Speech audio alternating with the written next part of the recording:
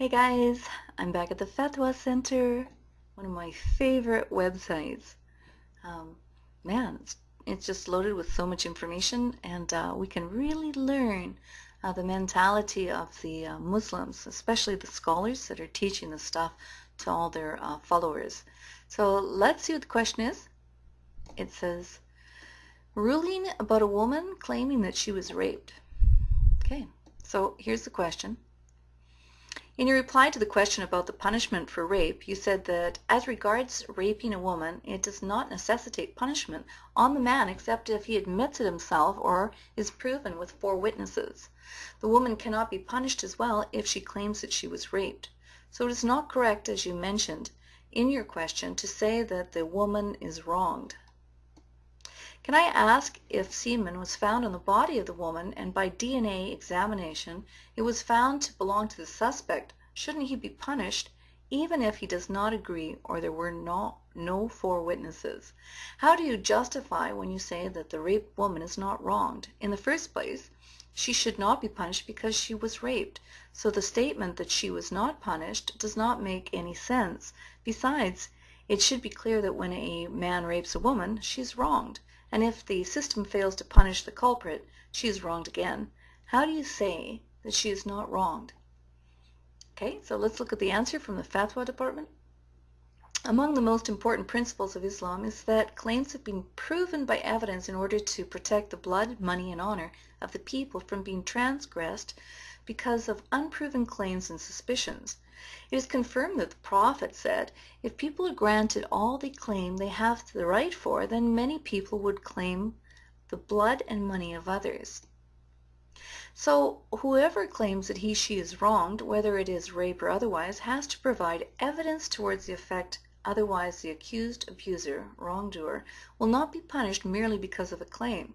Therefore, the purpose is to protect the rights of each party, the accuser and the defendant, and it is not intended to wrong the woman or prejudice her for the man's sake, as some biased people may think. The purpose of providing 4 witnesses in rape is to protect people's honor and dignity as much as possible and to protect the society as a whole. Well, we all know that there's not ever 4 witnesses to a rape because it's a crime, and the rapist never invites people to come and witness his crime and shame. He does that in private. So for this sort of evidence that is demanded by Islam, that there be 4 witnesses, is clearly a 7th century innovation to protect the men as much as possible, because surely everyone in their right mind understands and knows that rape does not occur in front of witnesses. Okay? All right, let's go on.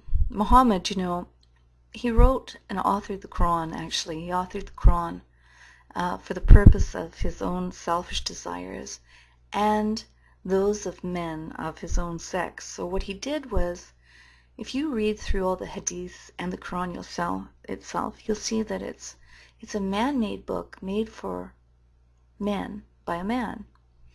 All right, let's read on. It should be mentioned as well that in common circumstances other than war and the like, rape does not take place unless the woman is dressed in an attractive way that incites rape. Oh, sorry. This is incorrect. This is incorrect information. You guys at the Fatwa Center, you need some education. Okay? It doesn't matter what the woman is dressed in. If you go and read the newspaper even, you'll find that old women are raped. Rapists climb in the bedroom windows and rape 65-year-old ladies. It doesn't matter what she looks like.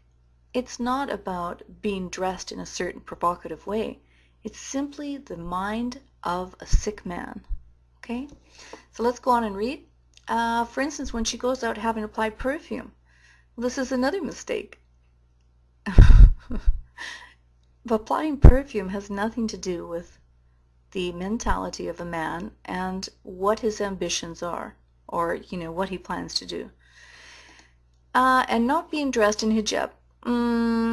Dress has nothing to do with rape. Okay?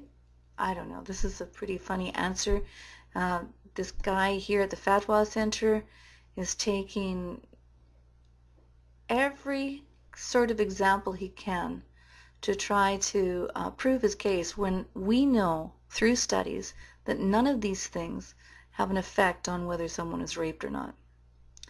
Let's read on. Or when she is alone with a woman, or mixed with marriageable men, or traveling without a mahram, and the like. Okay, well, you see, this guy here, he wants you to don't wear perfume, be dressed in hijab, don't be alone with a man, don't be in mixed company, and don't go out of the house, and then you'll be safe. It's amazing. If rape takes place in such circumstances, then the woman is partially wronged herself and has paved the way for her to be raped. In general, if a woman observes the religious requirement of not talking in a soft, attractive manner and being dressed in hijab, then her chastity is preserved, and desolate people would very much avoid getting near her. Okay, this is pretty funny. So, talking in a soft, am I talking in a soft, attractive manner? I'm just talking in the voice that God gave me. It appears here that the Fatwa Center want women to talk like monsters. Hey, I'm going out now. I'm going to go and travel. What's wrong with this?